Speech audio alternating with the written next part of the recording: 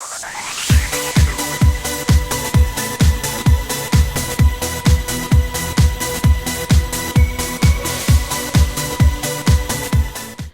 Glitz நேயர்கள் அனைவருக்கும் என்னுடைய வணக்கம்.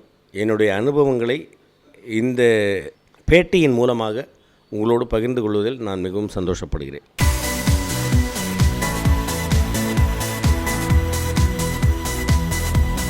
அரிமா நம்பி ரொம்ப அற்புதமான ஒரு கதை, நல்ல த்ரில்லர்.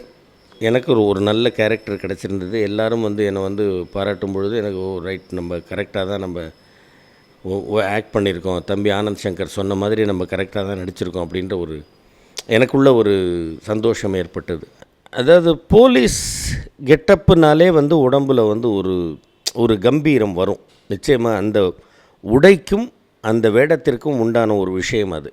என்னை கூப்பிட்டு தானுண்ணா ஆஃபீஸில் கூப்பிட்டு பேசும்போது தானுண்ணா எப்போவுமே எனக்கு ஒரு சொந்த அண்ணா மாதிரி அவர்கிட்ட பேசிக்கிட்டு இருப்பேன். என்னென்னா எப்படின்னா இருக்கீங்கன்ட்டு. தம்பி கொஞ்சம் ஆஃபீஸ் வரைக்கும் வந்துப்போமா அப்படின்னாரு. சரின்ட்டு ஆஃபீஸுக்கு போனேன். அப்போது ஆனந்த சங்கர் தம்பி டைரக்டரை பார்த்துட்டு இது மாதிரி சார் ஒரு கேரக்டர் உங்களுக்கு கொஞ்சம் டெஸ்ட் எடுக்கணுன்னாரு. எடுத்துங்க. இப்போது ட்ரெஸ் எல்லாம் கொண்டு வந்து கொடுத்தாங்க. போட்டேன், என்ன கொண்டேன், அதெல்லாம் எடுத்தாங்க. அந்த கேரக்டரை பற்றி சொல்லும் பொழுதே நான் சொன்னேன், சார் தம்பி ஒரு வித்தியாசமாக இதில் நடிக்கலைன்னா என்ன அப்படின்னு கேட்டேன். அவர் கரெக்ட், அதைத்தான் நானும் சொல்லணும்னு நினச்சேன்னார். இயல்பாக அந்த தொப்பியை கூட போடாமல் வச்சுட்டு அந்த காக்கி ட்ரெஸ்ஸு அந்த சாதாரணமாக இருக்கிறது, இப்படி பார்க்குறது. ஒரு சீன் பார்த்திங்கனாக்கா அந்த அப்பார்ட்மெண்ட்டுக்குள்ளே போய் பார்த்துருக்கும் பொழுது பார்த்திங்கனாக்கா லாஸ்ட்டில் மட்டும் ஷண்முகம் க்ளோஸ் பண்ணுங்கள் போகலாம், 2 டைலாக் தான் பேசியிருப்பேன்.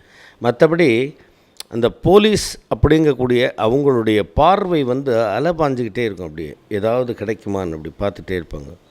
திடீர்னு அப்படி உத்து பார்ப்பாங்க, அது இல்லை அப்படின்ற மாதிரி பண்ணும்போது இந்த இடத்துல பார்க்கும்போது இந்த இடத்துல இந்த விசிட்டிங் கார்ட்ஸ் இருக்குன்னு நேராக போய் அதை எடுத்து பார்க்குறது,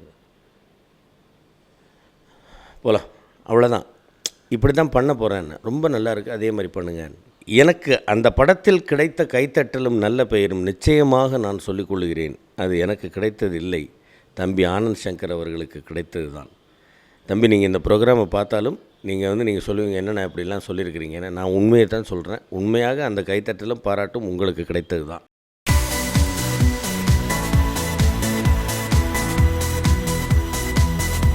இப்போது உத்தம வில்லன் அண்ணா அவர்களோட லிங்கா படத்தில் நடிக்கிறதுக்கு ஒரு வாய்ப்பு கிடைச்சி எனக்கு ஒரு 7 படம் அந்த நேரத்தில் டேட்டு கொடுக்க முடியாமல் போச்சு. அண்ணா ரஜினி அண்ணா அவர்களுக்கு அதை பார்த்தாங்கன்னா நிச்சயமாக மன்னிக்கணும், என்ன ரவிக்குமார் சாரும் மன்னிக்கணும். வை ராஜாவை ஐஸ்வர்யா தனுஷ் அவர்களுடைய டைரெக்ஷனில் இந்தியா பாகிஸ்தான் விஜய் ஆண்டனி அவர்களுடைய படம், அதில் ஒரு நல்ல கேரக்டர் பசுபதி அவர்களோடு சேர்ந்து நடிக்கிறேன்.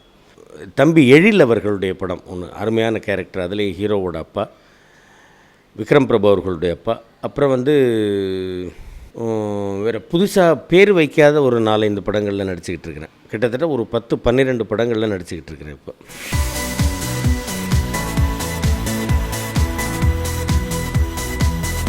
நிச்சயமாக ஸ்கிரிப்டை நான் தேர்ந்தெடுப்பதில்லை. ஸ்கிரிப்டை தேர்ந்தெடுக்க வேண்டியது அதில் முழுமூச்சாக அதில் ஃபுல் அண்ட் ஃபுல்லி பண்ணக்கூடிய ஹீரோஸ் தான், டைரக்டர்ஸ் தான், ப்ரொடியூசர்ஸ் தான். நான் எனக்கு என்ன கேரக்டர் அப்படிங்கிறத பார்ப்பேன். ஹோல் ஸ்கிரிப்டையும் கேட்டுப்பேன். அதே நேரத்தில் என்னுடைய கேரக்டர் எப்படி இருக்குன்றதை பார்ப்பேன். அந்த மாதிரி கவனித்து தான் நான் இது பண்ணும்பொழுது நீங்கள் ஒரு மலையாள கேரக்டர் அப்படின்னு தம்பி கோகுல் சொன்னார். மலையாளி தமிழ் பேசுகிற மாதிரி அப்படின்னு சொல்லி தான் நான் இதற்குத்தானே ஆசைப்பட்ட பாலகுமாராவில் நான் ஆக்ட் பண்ணேன். அப்போ ஆக்ட் பண்ணும்பொழுது நிறைய பேர் இங்கே வேலை செய்யக்கூடிய கேரளத்தை சேர்ந்தவர்கள் எல்லோரும் அவர் நம்மட ஆளான, അവർ നമ്മുടെ മലയാളിയാണ്, ഇത്രയും ക്ലിയറായിട്ട് അവർ മലയാളത്തിൽ സംസാരിക്കാൻ പറ്റുവാണെങ്കിൽ അവർ മലയാളിയാണ് அப்படின்னு அவ்வளவு தெளிவாக சொல்லியிருக்காங்க. இவர் கிளியராக மலையாளத்தை அந்த டிஞ்சு மாறாமல் தமிழ் பேசுகிறாருன்னா அவர் மலையாளி தான் அப்படின்னு சொன்னாங்க. அது எனக்கு சக்ஸஸ். தசாவதாரம் படம் அதை ஹிந்தியில் டப் பண்ணும்பொழுது நானே போய் டப் பண்ணேன் ஹிந்தியில். ஸோ எல்லா லாங்குவேஜையும் நாம் தெரிந்துக்கணும், எல்லாவற்றையும் தெரிந்து கொள்ள வேண்டும். கடைசி நிமிடம் வரை, வாழ்க்கையின் கடைசி நிமிடம் வரை கற்றுக்கொள்ள வேண்டும் என்ற எண்ணம் இருந்தால் நிச்சயமாக நாம் எல்லோவற்றையும் கற்றுக்கொள்ளலாம். கற்றுக்கொண்டதை சிறப்பாக செய்து காட்டினால் நல்ல பெயர் பெறலாம்.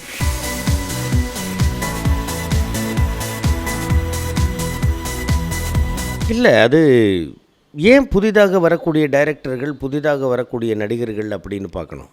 தம்பி விஜய் சேதுபதி என்கிட்ட ரொம்ப அண்ணன் ரொம்ப ஆசையாக இருப்பாப்புல. ரொம்ப பிரமாதமான ஒரு ஆக்டர். இதற்குத்தானே ஆசைப்பட்டாய் பாலகுமாராவெல்லாம் ரொம்ப அருமையாக அற்புதமாக ஒரு அந்த லொக்காலிட்டியில் இருக்கக்கூடிய ஒரு இளைஞனை கண்முன் கொண்டு வந்து நிறுத்தியிருப்பார். அதே மாதிரி ஆர்யா மதராசப்பட்டினமில் அவர் கூட நடித்தேன். தேசப்பற்று உள்ள ஒரு இளைஞனாக ரொம்ப அற்புதமாக நடித்திருப்பார். நான் என்னை புதிதாக வந்த நடிகனாக நினைத்துக் கொள்கிறேன்.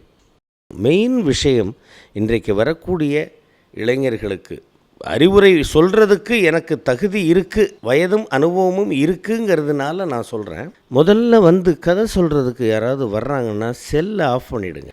நீ கதையை மற்றொரு டைரக்டர்கள்டேருந்து நீ கேட்கும் பொழுது அந்த கேரக்டரை நீ உள்ளுக்குள்ளே இன்டேக் பண்ணணும். செல்லை வச்சுக்கிட்டே அதை அடித்த உடனே எடுத்தான் ஹலோ சொல்லு இருங்க சார் ஒரு நிமிஷம் ரைட்னா இங்கே கட் ஆகும்.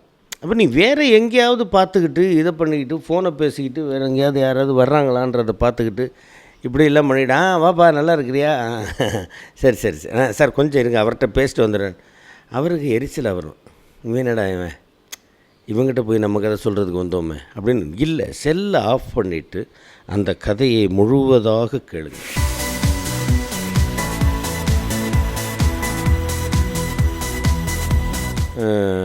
எனக்கு ரஜினி அண்ணாவோட கமல் அண்ணாவோடலாம் நடிக்கணும் அப்படின்னு ஒரு ஆசை இருந்தது.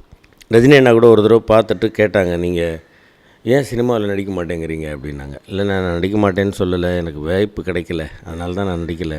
அப்புறம் பாபாவில் இந்த படமும் முடிஞ்சு போயிடுச்சு, சரி பரவாயில்ல வரட்டும் அப்படின்னு இறைவன் இருக்கான் அப்படின்னாங்க. ரைட்டுன்ட்டு அதே மாதிரி சிவாஜியில் அண்ணா கூட ஆக்ட் பண்ணேன். தசாவதாரம் தான் ஃபஸ்ட்டு படம் கமல் அண்ணா கூட நான் ஆக்ட் பண்ணது. எனக்கு ஒரு மிகப்பெரிய பாக்கியம். இது 2 பேரோடையும் உலகநாயகனோடையும் அண்ணா திரு சூப்பர் ஸ்டார் அவர்களோடையும் நடித்தது எனக்கு மிகப்பெரிய பாக்கியம். அதுக்கப்புறமா இப்போ உத்தம வில்லன் படத்தில் ஒரு மிகப்பெரிய கேரக்டர் எனக்கு கொடுத்துருக்குறாங்க. விஜயகாந்த் அண்ணா கூட தருமபுரி படத்தில் நடித்தேன். தம்பி விஜய் அவர்களுடைய இளைய தளபதி விஜய் அவர்களோட நான் நடிச்சிருக்கேன். சாதாரணமாக இருப்பார், உம்முன்னு இருப்பார், ஏதாவது ஒரு விஷயம் சொல்லுவார், சிரிக்க வச்சுருவார். அதே மாதிரி தம்பி அஜித் அவர்களை பற்றி நான் சொல்லியே தெரியணும். ஒரு தடவை கிரீடம் அப்படின்னு ஒரு படம் நடிச்சுக்கிட்டு இருக்கிறோம். அவருக்கு முதுகு வலி, உட்கார முடியலை. எங்களை உட்கார வச்சுட்டு மத்தியானம் 2 மணிலேருந்து நைட்டு 9 10 மணி வரைக்கும் நின்று அங்கே இங்கே நடந்துக்கிட்டே எங்கள்கிட்ட பேசிக்கிட்டு இருந்தார். எனக்கு கண்ணெல்லாம் கலங்கி போச்சு. என்ன தம்பி இப்படி கஷ்டப்படுறீங்களே? என்ன சார் பண்ணுறது, எனக்கு என்னுடைய விதி அப்படின்னு ரொம்ப இது பண்ணார். நான் இறைவன்ட்டெல்லாம் வேண்டிக்கிட்டேன் அவருக்கு நல்லா ஆகணும் அப்படின்ட்டு. அதே மாதிரி இன்னும் நான் தம்பி சூர்யா அவர்களோடு நடிக்கலை, தனுஷ் அவர்களோடு நடிக்கலை, சிம்பு அவர்களோடு ஒரு படம் நடித்தேன், அது வெளி வரல.